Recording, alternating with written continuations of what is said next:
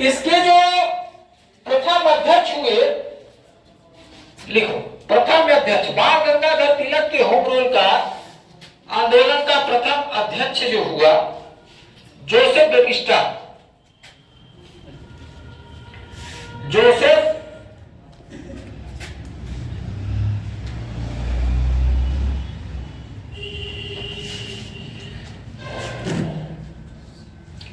और इसके जो तिलक के होम रूल आंदोलन के सचिव हुए, तिलक के होम रूल आंदोलन के सचिव हुए एनसी केलकर हुए। जो सचिव हुए एनसी केलकर,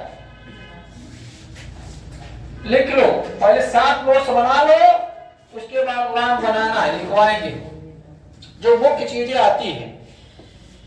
और इसके जो कि इसकी स्थापना 28 अप्रैल 1916 में कब हुई?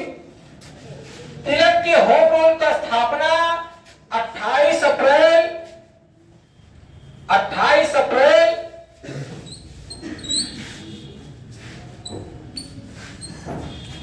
1916 में हुई। कब हुई? 28 अप्रैल 1916।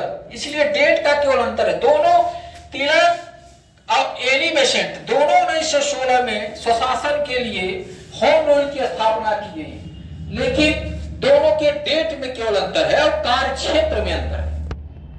उद्देश्य एक ही है, स्वशासन की मांग। उद्देश्य केवल एक ही है, स्वशासन की मांग। किसकी मांग? स्वशासन की जो उद्देश्य है। लेकिन इनका कार्य क्षेत्र, तिलक का कार्य क्षेत्र सीमित था, कुछ लोगों तक सीमित था, कुछ क्षेत्र तक सीमित था। लेकिन एनी बेसेंट का जो होम रूल हुआ वो बहुत विस्तार। क्या हुआ? बहुत विस्तार हुआ। तो पहले हम तिलक का पढ़ा रहे हैं, तो तिलक का पहले पढ़ते चले जाओ, है ना। अब इनका जो कार्यक्षेत्र है मध्य प्रांत, महाराष्ट्र, बंबई को छोड़ दिया जाता है। तिलक के होम रूल का जो कार्यक्षेत्र है, देखो कार्यक्षेत्र कहां है? महाराष्ट्र। ये भी पूछता है। महाराष्ट्र, मध्य प्रांत, मध्य प्रांत, कर्नाटक प्लस बिहार, कर्नाटक प्लस बिहार, कर्नाटक और बिहार क्षेत्र तक इसकी कार्य क्षेत्र सीमित है। लेकिन महाराष्ट्र में बंबई इनके होम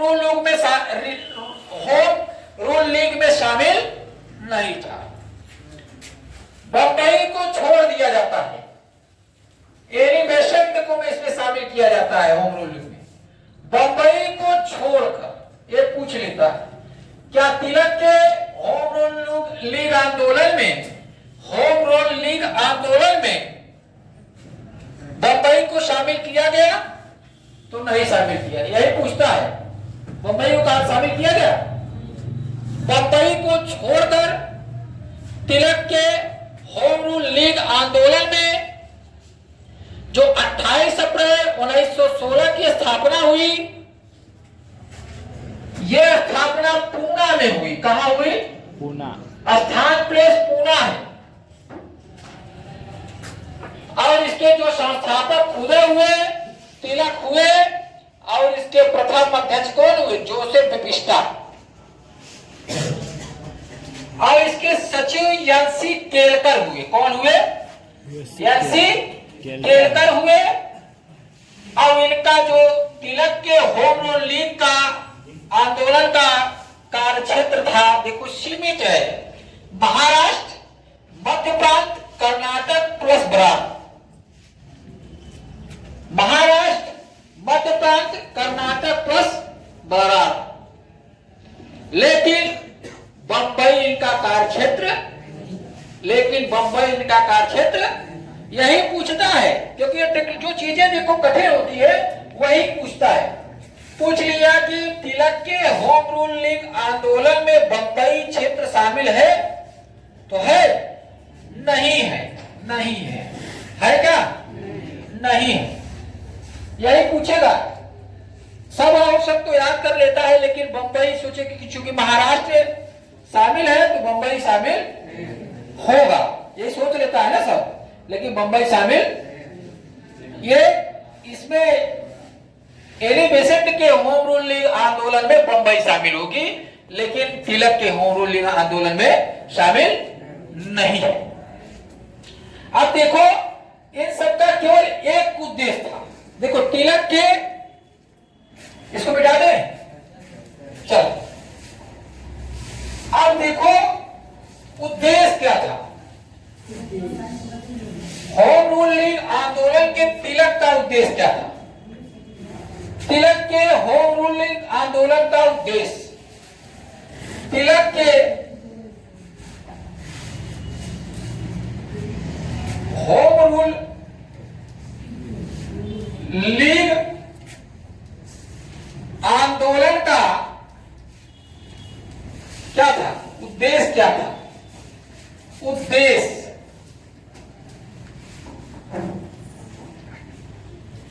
पहला उद्देश्य लिखो, उद्देश्य था अंग्रेजी साम्राज्य के अंदर रहकर, अंग्रेजी साम्राज्य के अंदर रहकर वैधानिक संसाधनों द्वारा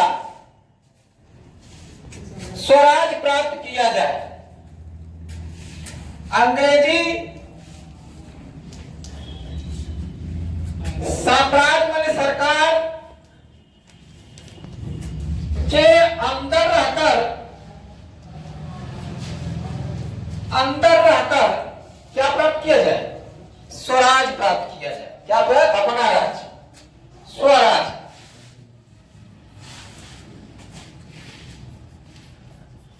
प्राप्त किया जाए।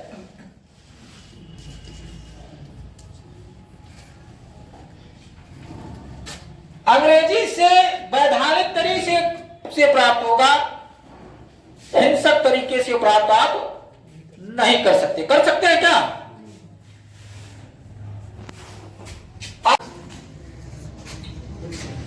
जनमत तैयार करना,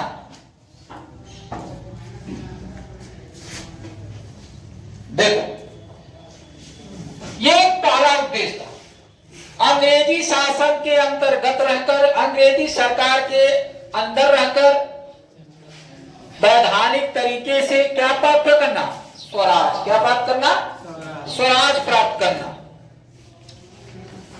और इसके बिना स्वराज नहीं मिल पाएगा, यही इनका उद्देश्य था। और उसके लिए हमें स्वराज प्राप्त करने के लिए, जैसे कांग्रेस के एक संस्था बन गई तो उसमें जनमत तैयार हुआ, फिर तिलक के ही कारण गरम दल और नरम दल अलग हुए थे, क्योंकि वो कहे कि हमारे जो स्वशासन स्वराज की मांगों को जो है पढ़ने के लिए आदेश दीजिए मदन मोहन मालवीय से, लेकिन उसने आदेश नहीं दिया। बाद में तिलक ने गलती भी मानी कि हाँ जो है हमसे गलती हो गई, लेकिन नरम दल, उग्रवादी दल और उदारवादी दल को अलग होने से सूरत अधिवेशन में रोका, अलग ही हो ही गए। और इसके प्रचार के लिए बाल गंगाधर तिलक तो इसके प्रचार के लिए अपने स्वशासन या अपने होम रूलिंग आंदोलन के प्रचार करने के लिए बाल गंगाधर तिलक दो समाचार पत्र निकाले। दो समाचार पत्र निकाले। कौन? बाल गंगाधर तिलक दो समाचार पत्र निकाले। वो दोनों समाचार कौन कौन है? वो दोनों समाचार है केसरी और मराठा। ये समाचार पत्र है। क्या है? केसरी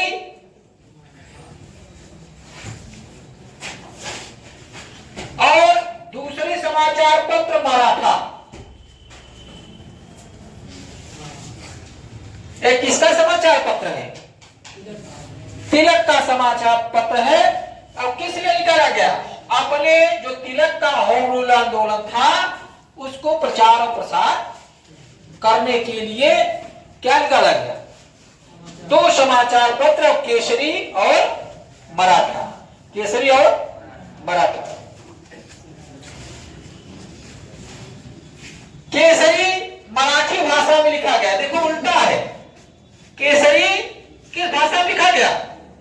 केसरी जो दैनिक समाचार पत्र था उसकी भाषा क्या थी? मराठी। उसकी भाषा क्या थी? ये कैसा समाचार पत्र था? दैनिक था। कैसा था? दैनिक समाचार था।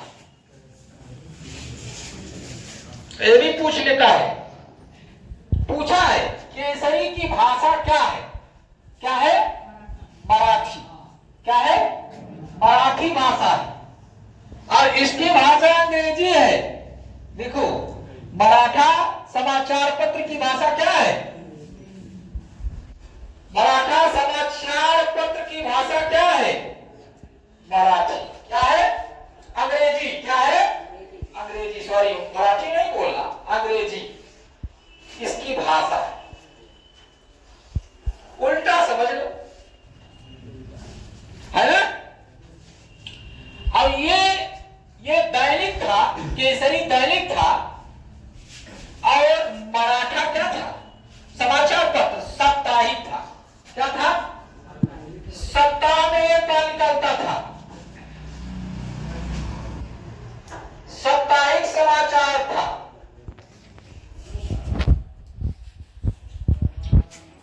समझ लो। फिर अब देखो,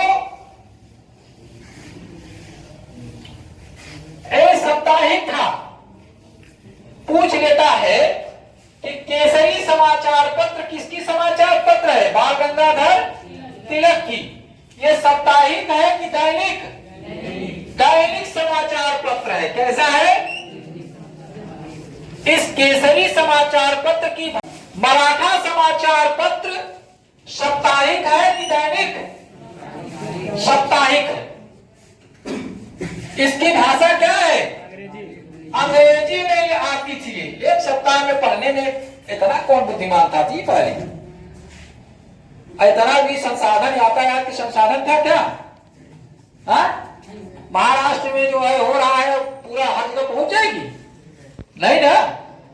और अब चूंकि महाराष्ट्र केसरी महाराष्ट्र मराठी था तो महाराष्ट्र में पहुंच सकती थी, लेकिन अन्य राज्यों पहुंचने के लिए जो अंग्रेजी भाषा में लिखा जाता था तो उसको साप्ताहिक ही निकाला जाएगा, दैनिक निकाला जाएगा। आज यातायात की संसाधन सुलभ हो गई, एक दूसरे से कनेक्टिविटी हो गई, ठीक है।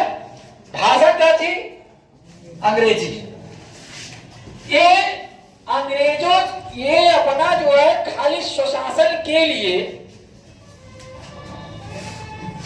ये समाचार पत्र लिखते थे। क्या लिखते थे? और अब ये अच्छाई तो लिखेंगे नहीं, अंग्रेजों के बारे में अच्छाई लिखेंगे क्या कि हम अंग्रेज अच्छे हैं? कैसे कैसे जनमत तैयार करना है तो इनके बारे में तो बताना ही पड़ेगा, वास्तविकता बताना पड़ेगा। बताना पड़ेगा कि नहीं? और इसमें सामाजिक आलोचना होती थी। क्या होती थी? अब इस समाचार पत्रों के माध्यम से सामाजिक आलोचना होती थी। सामाजिक और सामाजिक आलोचना होती थी और राजनीतिक बातें जनता तक पहुंचाई जाती थी।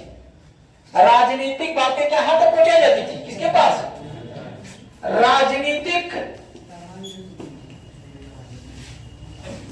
बातें जनमत तक पहुंचाई जाती थी इस समाचार पत्र के माध्यम से। यही तो लिखा जाएगा। क्या लिखा जाएगा? पत्रकारिता क्या होती थी? जो निष्पक्ष लिखे, जो वास्तविक स्थिति है। अभी पत्रकारिता क्या है? वास्तविक स्थिति से अवगत नहीं कराती है, लेकिन पत्रकारिता का उद्देश्य होता है निष्पक्ष होकर कार्य करना, सरकार का अनुयायी होकर कार्य न करना। जो सही समस्याएं हैं उसको क्या करना है, जो सही समस्याएं हैं उसको उजागर करना। तो ये उस समय भारत की जो सही समस्याएं हैं, चित्र थी, उसको क्या करते थे, भारत की समस्याएं हैं उनको पहुंचाते थे। और चूंकि तिलक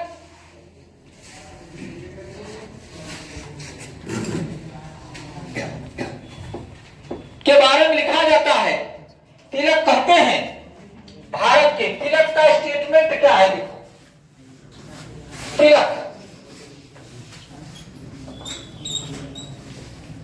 तिलक का स्टेटमेंट, भारत लिखो, भारत उस बेटे की तरह है, भारत उस बेटे की तरह है, भारत उस बेटे की तरह है जो जवान हो चुका है, जो जवान हो चुका है,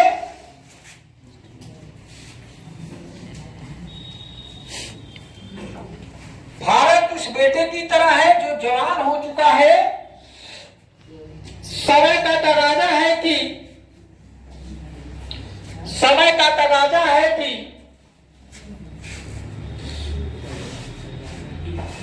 समय का तकाजा है कि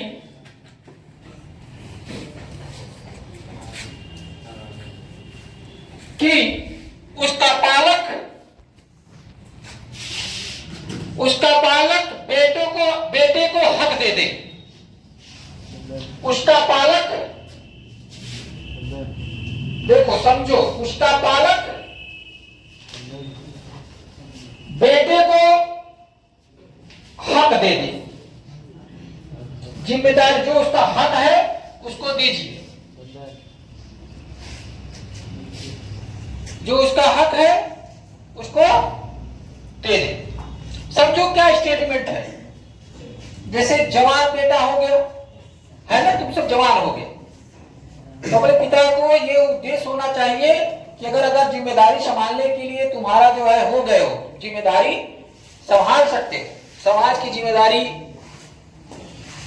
राष्ट्र की जिम्मेदारी अगर संभाल सकते हो, घर की जिम्मेदारियां संभाल सकते हो, तो क्या होता है, पिता को ये होना चाहिए कि अब जवान हो गया मेरा बेटा, उसको हक दे दे, यही होना चाहिए, है ना। तब ये क्या कह रहे हैं, अंग्रेजों से कह रहे हैं भारत उस बेटे की तरह है जो, भारत क्या हो चुका है, अब अपनी जिम्मेदारी से, जवान माने क्या, अपनी जिम्मेदारी संभालने के लिए परिपक्व हो चुका है, अब आपकी आवश्यकताएं नहीं, जो जवान हो चुका है, भारत एकदम परिपक्व हो चुका है, जो अपनी जिम्मेदारी क्या कर सकता है, संभाल सकता है, ठीक है। और समय का तकाजा यही समय है, जो उसके पालक कौन है, पालक अंग्रेज है, कौन है, अभिभावक कौन है इस समय, अंग्रेज है। भारत को उसका बेटा कौन है, भारत कौन है, भारत को उसको हक दे दे, जिम्मेदारी अलग नहीं रहे, उसको क्या मिल जाए, उसको हक मिल जाए। इस समय चाहिए, लेकिन ऐसा कहां होने वाला है, होने वाला है नहीं होने वाला है। चलो, तिलक की सबसे बड़ी बातें हैं, वो छुआछूत के विरोधी थे, ब्राह्मण, कट्टर ब्राह्मण थे तिलक, क्या थे, कट्टर ब्राह्मण महाराष्ट्र के थे, तिलक जो है कट्टर ब्राह्मण थे। समझो पहले क्या बात है,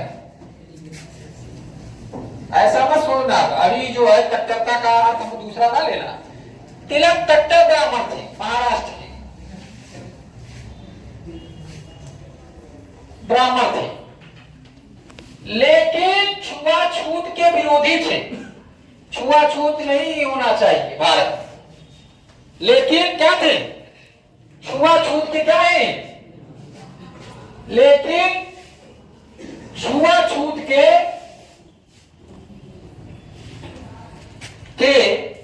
विरोधी थे। क्या थे? विरोधी।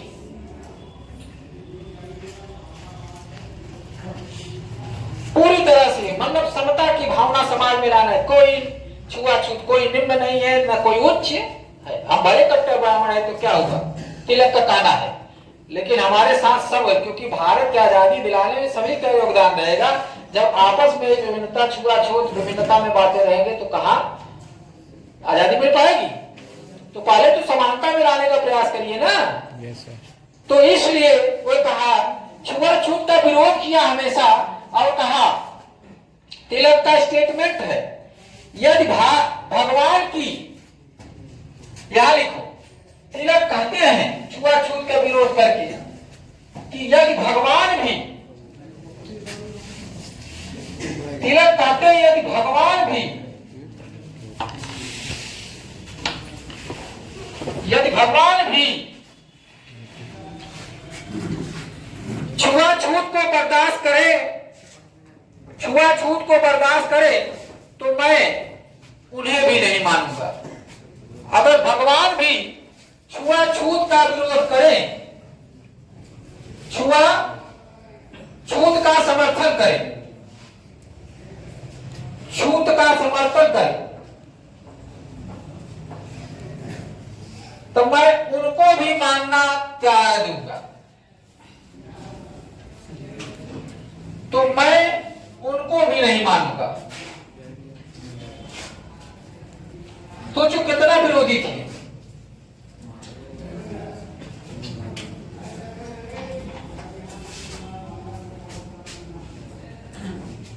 सोचो तिलक का क्या संदर्भ रहता था छुआछूत के संदर्भ में, कि अगर भगवान भी आ जाए कि हमें छुआछूत का जो है समर्थन करना है, तो वो उनको भी त्याग देगा। मतलब छुआछूत के विरोधी थे। क्या थे वो? अब तिलक जो है कि उपाधियां क्या क्या थी, इसलिए तिलक के बारे में पूरा पढ़ लो। तिलक की उपाधि लिखते जाओ जी। तिलक की उपाधि थी, तिलक की जो उपाधि, बाल गंगाधर तिलक की उपाधि, क्या क्या उनको उपाधि दिया गया था? लिखो, लोकमान तिलक बोला जाता है ना। लोकमान तिलक किसको बोला जाता है? लोकमान की उपाधि दिया था। लोकमान्य की उपाधि इनको दिया गया था। पहला उपाधि क्या था? पूछ लेगा कि लोकमान्य की उपाधि भारतीय राष्ट्रीय भारत स्वतंत्रता के दौरान किसको मिला था? बाल गंगाधर तिलक को मिला था। भारत के बेताज बादशाह, भारत के बेताज बादशाह किसको कहा जाता है? बाल गंगाधर तिलक। तीसरी, अशांति के, भारतीय अशांति के दूत या भारतीय शांति के जन्मदाता, भारतीय अशांति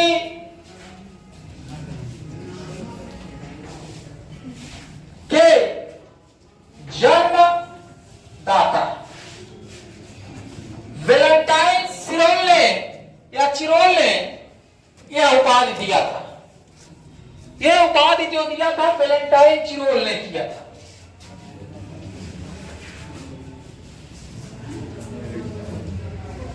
सिरोल या चिरोल कह सकते हो।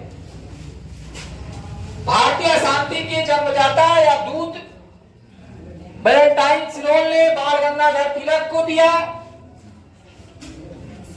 जो इंडियन अनरेस्ट के लेखक थे। बाल गंगाधर तिलक ने मानहानि का दावा कर दिया। किसके ऊपर? बाल गंगाधर तिलक ने वैलेंटाइन सिरोल के ऊपर मानहानि का दावा कर दिए और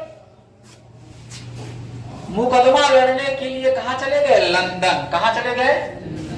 मुकदमा लड़ने के लिए कहां चले गए? लंदन। यहां इनको मानहानि का दावा कर दिया। मानहानि। भाई अशांति का दूत आप कर रहे हैं, किस उद्देश्य से कर रहे हैं? मानहानि हो रहा नहीं।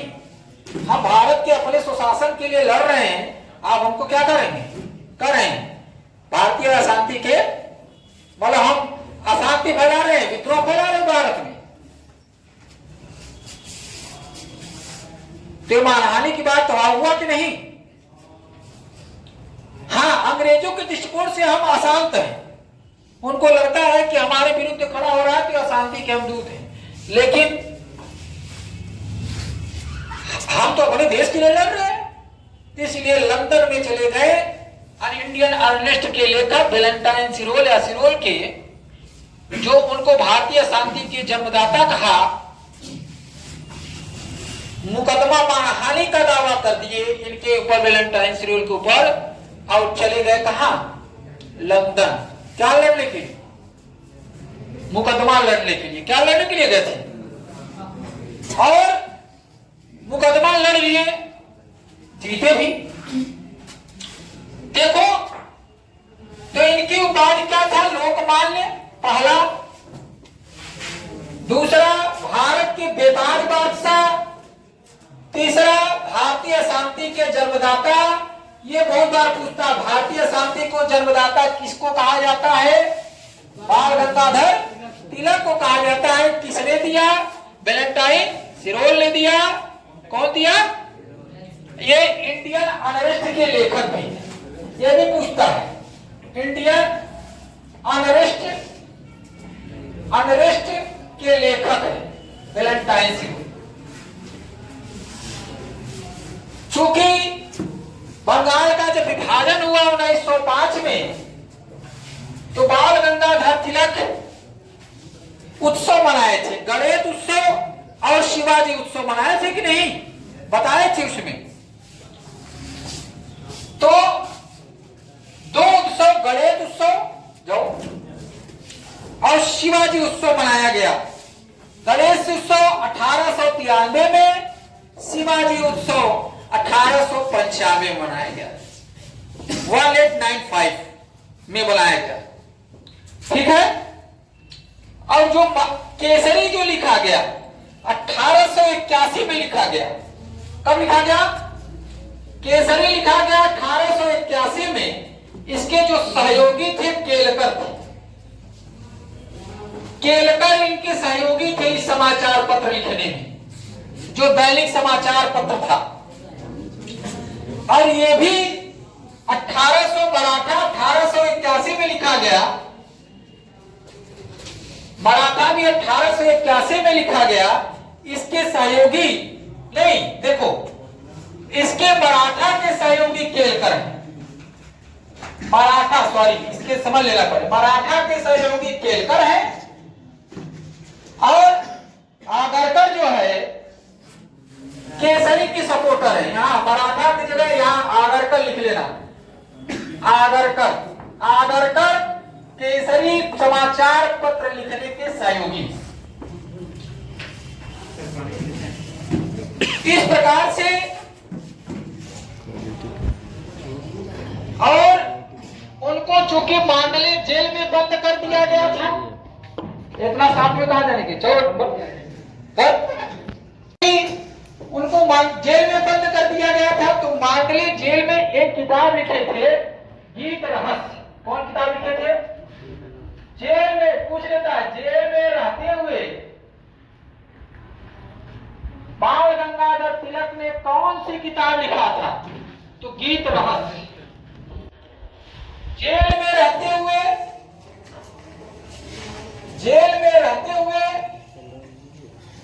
प्रवास के दौरान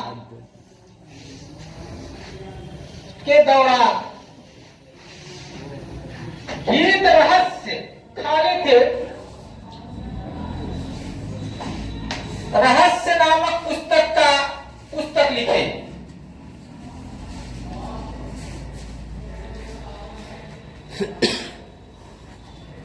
पुस्तक लिखे। मांडले जेल में बंद थे उस समय, ये सब खाली नहीं रहते थे, कुछ न कुछ लिखते रहते थे, कुछ न कुछ लिखते रहते। तो गीत रहस्य पुस्तक किसने लिखा? किसने लिखा? बाल गंगाधर तिलक। गणेश उत्सव और शिवाजी उत्सव किसने मनाया? ये भी पूछ लेता है, लिख लो। 2 उत्सव मनाए थे तिलक 2 उत्सव मनाए महाराष्ट्र में। 2 उत्सव सबसे पहले तिलक मनाया भाई महाराष्ट्र में मनाया गया गणेश उत्सव। गणेश महोत्सव देखते हो ना, महाराष्ट्र में चलता है गणपति महोत्सव। ये कौन बनाया था पहले? तिलक। कौन बनाया था? तिलक। शिवाजी कहाँ के थे? महाराष्ट्र के थे। कहाँ थे? शिवाजी महाराष्ट्र के थे। तो शिवाजी महोत्सव भी कौन बनाया पहली बार? तिलक। कौन बनाया? तिलक।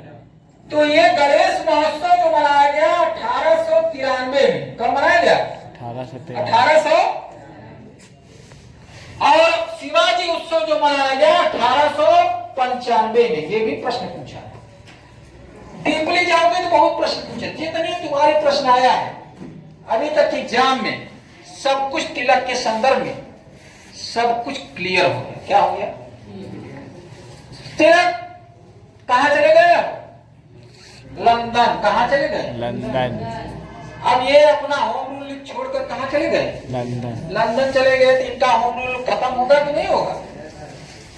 मुख्य जो संपादक चला जाएगा तो फिर किसको सजा दिलाने की? वैलेंटाइन सिरोल के सजा दिलाने के लिए कहां चले गए? लंदन। तो फिर देखो तिलक के बारे में। तिलक होम रूल आंदोलन चलाए जो 28 अप्रैल 1916 को स्थापना पूना में किए। और इस स्थापना में अध्यक्ष जो हुए जोसेफ विपिस्टा हुए और यंसी केलकर उनके सचिव हुए। उनका जो कार्यक्षेत्र था वो महाराष्ट्र, बंबई नहीं था, महाराष्ट्र था, मध्य प्रांत था, कर्नाटक था और बरार क्षेत्र था। इतने में ही तिलक का होम रूल का प्रचार होता था। और जगह महाराष्ट्र में ही मुंबई है, लेकिन मुंबई में उनका होम रूल का कार्यक्षेत्र नहीं था, बल्कि मुंबई में फिर एनी बेसेंट का होम रूल का प्रचार हुआ। इनका जो प्रचार हुआ जनमानस तक नहीं पहुंच पाया, सामान्य लोगों तक पहुंच नहीं पाया। ये केवल मध्यम वर्ग तक रह गए, शिक्षित वर्ग तक। हर जगह नहीं फैल पाया, नुक्कड़ नाटक नहीं करा पाए। खाली 4 क्षेत्र में इनका प्रचार हुआ, महाराष्ट्र, मध्य प्रांत, कर्नाटक और बरार। बोले बार महाराष्ट्र, बोलो महाराष्ट्र, मध्य प्रांत, कर्नाटक और बरार। लेकिन मुंबई नहीं था, छोड़कर।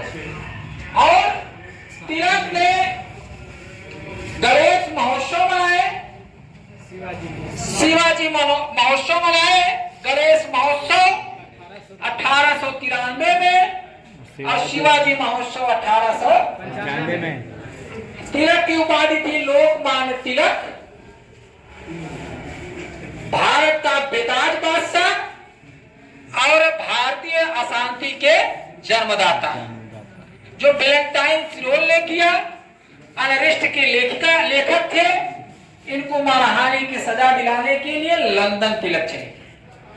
क्या करें? लंदन चले। अब इनका स्वशासन का जो होम रूल का उद्देश्य तिलक का था, अंग्रेजों के अंदर रहकर वैधानिक तरीके से अपना अधिकार मांगना, कानूनी तरीके से, हिंसक तरीके से नहीं, कानून वैधानिक तरीके से मांग करना और अपने जो विचार है जनमत तक पहुंचाना। और उसके लिए जनमत तक पहुंचाने के लिए 2 समाचार पत्र लिखा, एक दैनिक और एक साप्ताहिक। केसरी की ध्यान लेना, केसरी की भाषा क्या है? इसके सहयोगी जो हुए आगस्तर हुए के सहयोग से यह दैनिक केसरी समाचार पत्र मराठी भाषा में निकाले। दैनिक समाचार पत्र रोज, दैनिक माने रोज निकलती थी, मराठी भाषा में निकाले। और मराठी जो समाचार पत्र थी अंग्रेजी में लिखा गया। इसकी भाषा क्या थी? लेखन अंग्रेजी में था। यह साप्ताहिक समाचार पत्र था। ये किसके सहयोग से निकाले? केलकर की। किसके सहयोग से? केलकर से। अब इनका कार्यक्षेत्र चूंकि सीमित क्षेत्रों तक था, 4 क्षेत्रों तक था, जनमानस तक नहीं पहुंच पाया, इसलिए इनका जो होम रूल आंदोलन, लीग आंदोलन था, वो ज्यादा क्षेत्र तक फैल। इसी समय 5-6 महीना बाद, 5 महीना बाद एनी बेसेंट आती है और अपनी होम रूल आंदोलन क्या करती है? क्या करती है?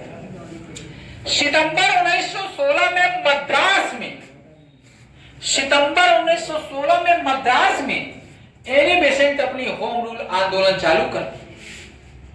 5 महीना बाद डायरेक्ट जो उनका कौन आया था? Annie Besant.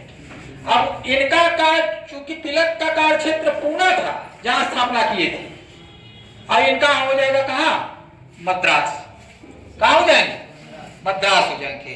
तो यहीं तक अभी तिलक का है। अब किसका आएगा? एनी बेसेंट का होम रूल लीग आंदोलन। ठीक है, यहां तक कर दो, कर गया। अब समझो, लिखवा दे इसको।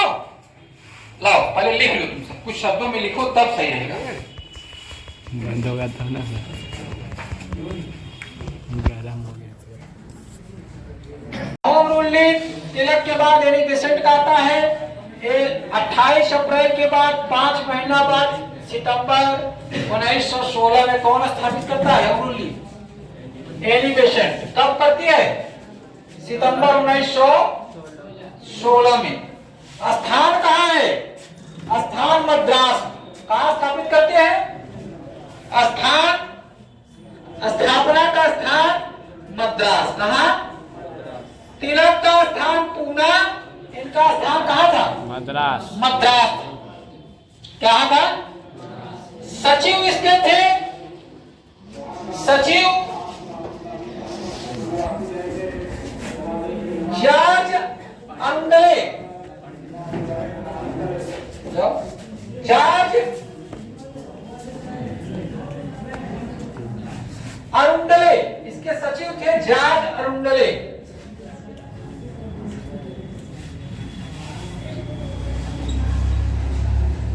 तिलक के एनसी केलकर थे, इसके कौन है? जॉर्ज अरुंडले। कौन है? जॉर्ज अरुंडले।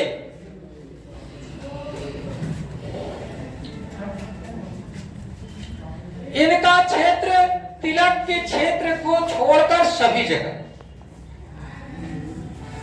इनका कार्य क्षेत्र कहां था? तिलक ऐसे लिख लो, तिलक के छोड़कर, तिलक के कार्य क्षेत्र को छोड़कर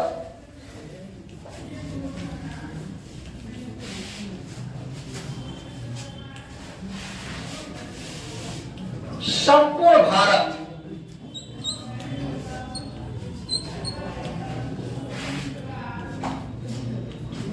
तिलक के कार्य क्षेत्र को छोड़कर संपूर्ण भारत में इनका कार्य क्षेत्र था। क्या था? संपूर्ण भारत में इनका कार्य क्षेत्र। वही 4 क्षेत्र तिलक का: महाराष्ट्र, मध्य प्रांत, कर्नाटक और बराक।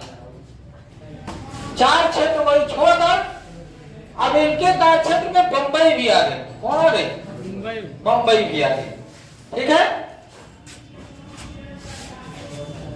और इसने जो इंडियन होम रूल लीग की स्थापना की है एनी बेसेंट, इनके होम रूल लीग का नाम है इंडियन होम रूल लीग। भारतीय होम रूल स्वशासन, उद्देश्य वही है, सब उद्देश्य वही है।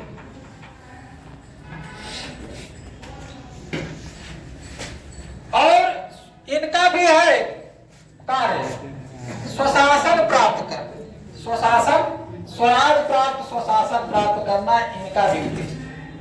अब इनका जो वो था, अब सभी जगह इनकी शाखाएं खुल जाएगी, गांव, सभा, कस्बा, हर जगह जो है, हर गांव, हर सभा और कस्बा में इनका जो है चर्चाएं होने लगी होम रूल का। इनका उद्देश्य स्वशासन प्राप्त करना था। बैनर और पोस्टर के साथ प्रचार होने लगेगा, हर जनमानस तक एनी बेसेंट की होम रूल लीग पहुंचा। इससे जो इनका होम रूल लीग पहुंचा, इससे क्या होगा, इनका लगभग 200 शाखाएं थी पूरी भारत में। इनके होम रूल लीग में कितनी शाखाएं थी? 200 शाखाएं। संपूर्ण भारत में home rule, Indian home rule की संपूर्ण शाखाएं कितनी थी? 200। सभी जनमानस तक नुक्कड़ नाटक, महोत्सव आदि के माध्यम से ब्रिटिश शासन के प्रति एक जनमानस तैयार करना, विरोध के प्रति एक जनमानस तैयार करना और भारत की स्थिति का अवगत कराना और स्वशासन प्राप्त करने के लिए राष्ट्रवाद का उदय कराना। अब जब उनके तक पहुंचा तो सभी क्या हुए? भारत की स्थिति तक पहुंचे और इकट्ठा होकर क्या करने लगे? आंदोलन करने लगे। क्या करने लगे? आंदोलन करने लगे। और इसी में 2 समाचार पत्र एनी बेसेंट ने निकाली थी। 2 समाचार पत्र। कितने समाचार पत्र? 2 समाचार पत्र एनी बेसेंट ने निकाली थी। पहला न्यू इंडिया और दूसरा कॉमनवेल्थ। पहला न्यू इंडिया, इंडिया, और दूसरा कॉमनवेल्थ।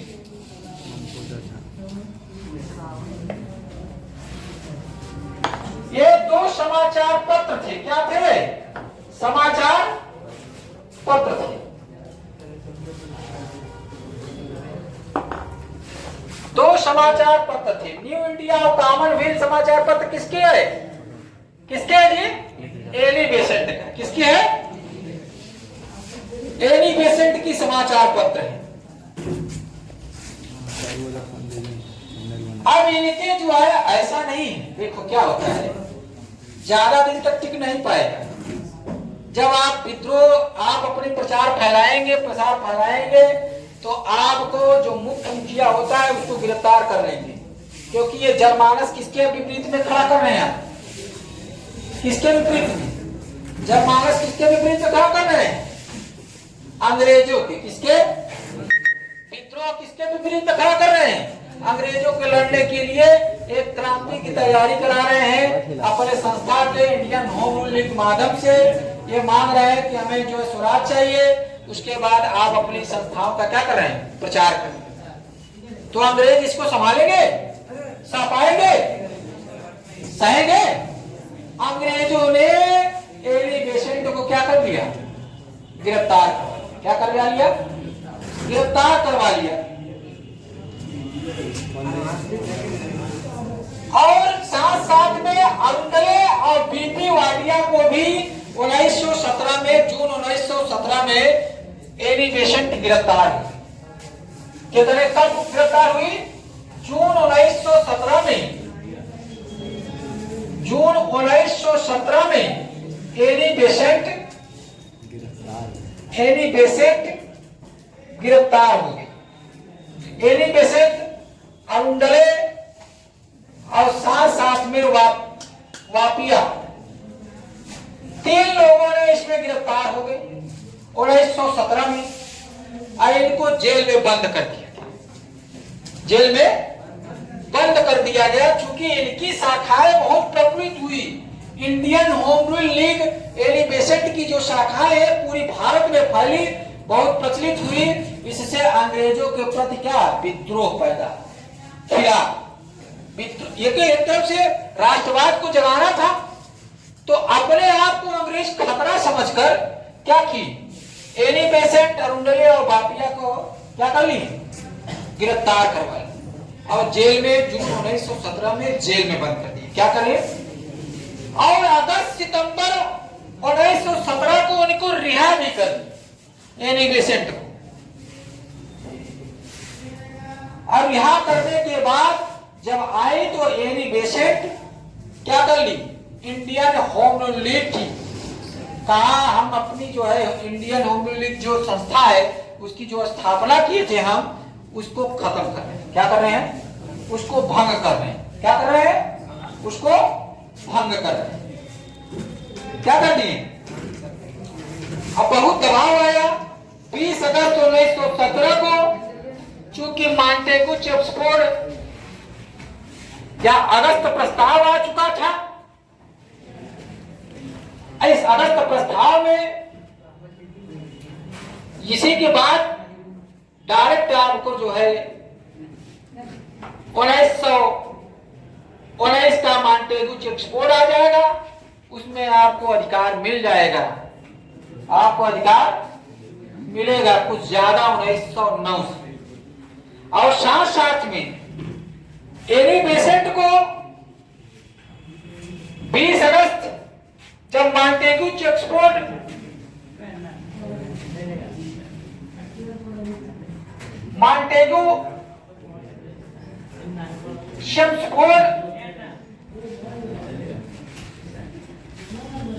प्रस्ताव आया, लिख लो। अब 20 अगस्त है 1917 में, और इसी 20 अगस्त 1917 में Annie Besant Indian home rule league की समाप्ति भी कर, इंडियन होम रूल लीग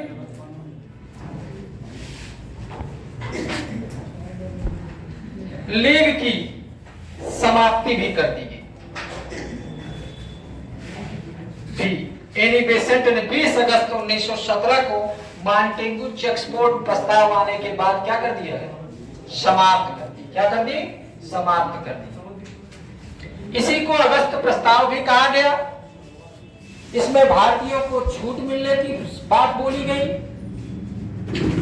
और अब एनी बेसेंट को अध्यक्ष बनाया जाएगा। क्या अध्यक्ष, किसका अध्यक्ष, कांग्रेस की। किसके अध्यक्ष, कांग्रेस की पहला महिला अध्यक्ष बनेंगी एनी बेसेंट, कलकत्ता में। कहां बनेगी, अब 1917 में कांग्रेस की कलकत्ता अधिवेशन होगा। 1917 में कांग्रेस का कलकत्ता अधिवेशन होगा। कलकत्ता अधिवेशन होगा 1917 में, और इस अधिवेशन के जो अध्यक्ष होगी वो कौन होगा, एनी बेसेंट। कौन होगी, एनी बेसेंट। अब ये एनी बेसेंट जब अध्यक्ष होंगी तो ये प्रथम महिला अध्यक्ष हो जाएगी। क्या हो जाएगी, तो 1917 में कांग्रेस का अधिवेशन कहां हुआ, कलकत्ता में। उसके अध्यक्ष कौन बनी, पूछ लेता है कि किस अधिवेशन में एनी बेसेंट अध्यक्षा बनी या अध्यक्ष बनी कांग्रेस की, तो कलकत्ता अधिवेशन 1917। इस अध्यक्ष बनने का प्रस्ताव जो दिया, समर्थन दिया, इनको अध्यक्ष बनने का जो समर्थन दिया वो कौन दिए थे, तिलक ने दिया। कौन दिया था, तिलक। बाल गंगाधर तिलक ने इनका समर्थन किया कि नहीं, कलकत्ता कांग्रेस अधिवेशन में अध्यक्ष किसको बनना चाहिए, एनी बेसेंट को बनना चाहिए। किसको बनना चाहिए, एनी बेसेंट को बनना चाहिए। ठीक है। और देखो लीग के इनके सदस्य की संख्या का भी विस्तार हो गई। एनी बेसेंट की अब लीग समाप्त भी हो गई, ये जरूरी है। 20 अगस्त 1917 को मांटेगू चेम्सफोर्ड अधिनियम आया और इसमें फिर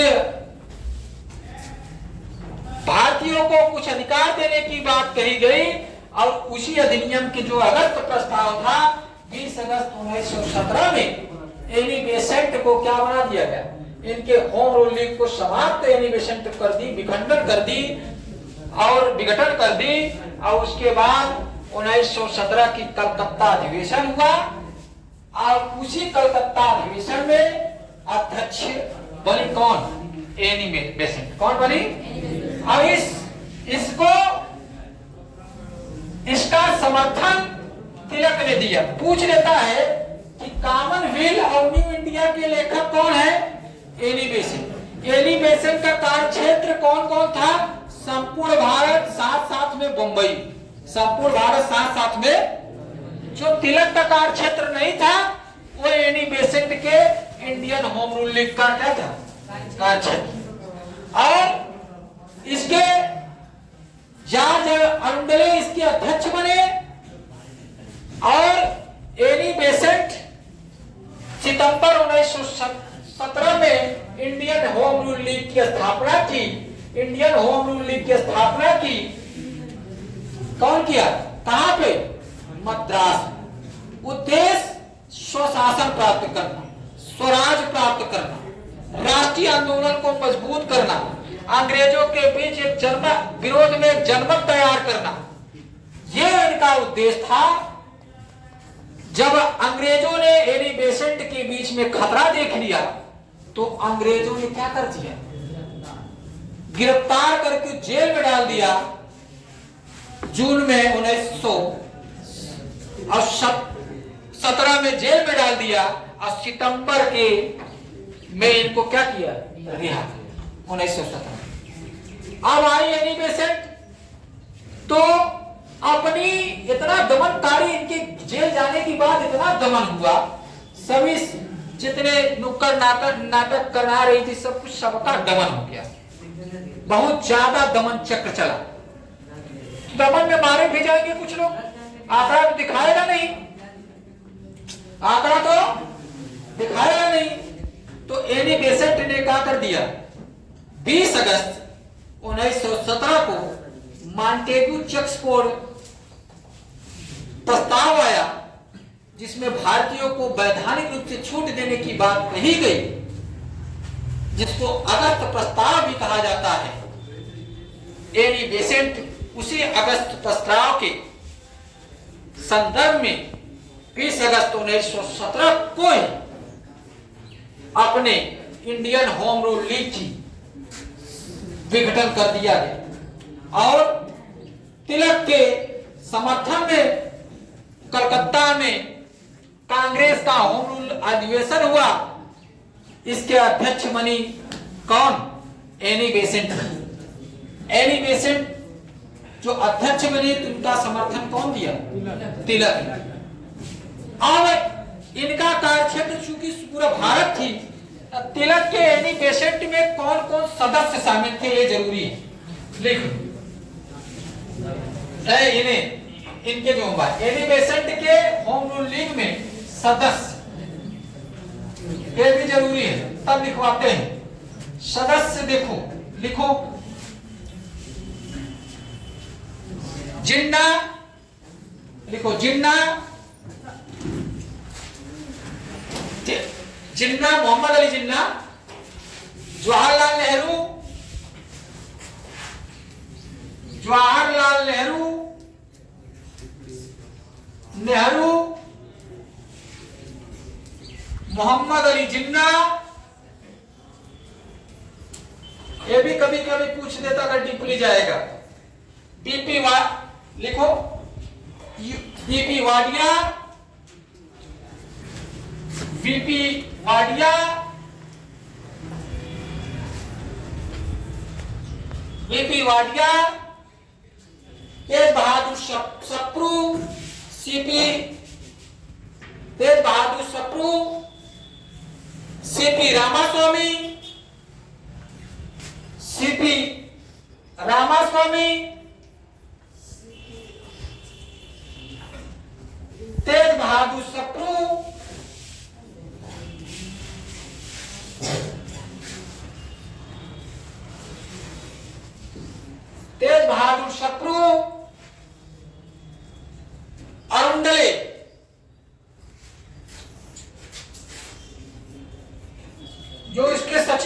तो रावई करेंगे।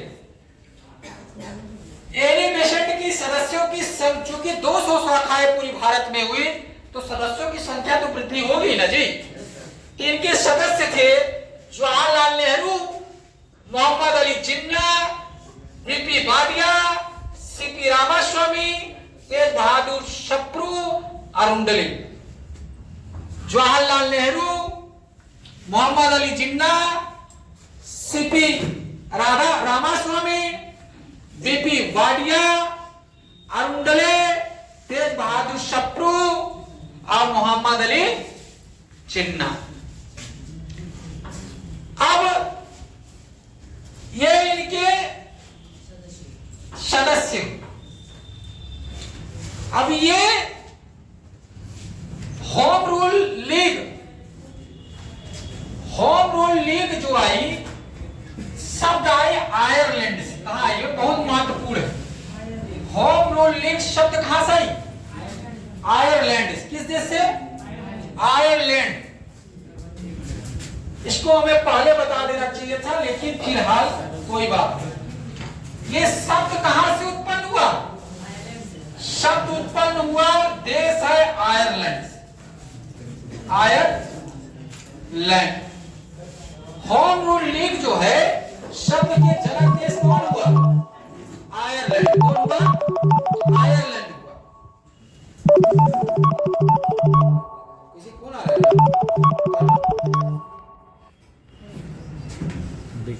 और रेमंड ने सबसे पहले होम रूल लीग का जो है आयरलैंड में चलाया।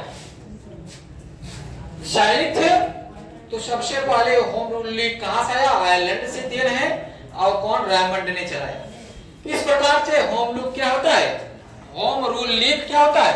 समाप्त होता है, स्वशासन स्वराज मानकर समाप्त होता है, लेकिन इसका विघटन कर दिया। तिलक चले गए लंदन, आइए क्या हो गई? अपने से समाप्त कर दी। कलकत्ता के अध्यक्षा बन गई कांग्रेस के। इतना दमन हुआ कि ये खुद ही समाप्त कर दी, अध्यक्षा बन गई। आगे जो होगा मॉन्टेग्यू चेम्सफोर्ड के होगा, क्योंकि इसमें इसी के आदेश से, इसी से प्रभावित होकर ये समाप्त की थी। 20 अगस्त 1917 को मॉन्टेग्यू चेम्सफोर्ड आएगा। इसका उद्देश्य क्या होगा? ठीक है, चलो।